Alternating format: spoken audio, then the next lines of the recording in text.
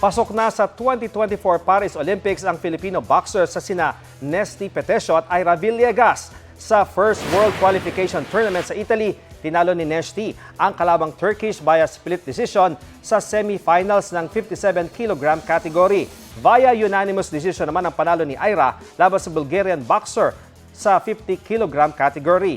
Uusad sina Ira sa semifinals, sina Nesty at Ira ang ika-5 at ika-6 na Pinoy na nag-qualify sa Olympics. Nauna na sa kanila sina pole vaulter EJ Obiena, boxer Yumir Marcial at mga gymnast na sina Carlos Yulo at Alea Pinegan. Kapuso, alamin ang maiinit na balita. Bisitahin at mag-subscribe sa GMA Integrated News sa YouTube. Sa mga kapuso abroad, samahan nyo kami sa GMA Pinoy TV at sa www.gmanews.tv.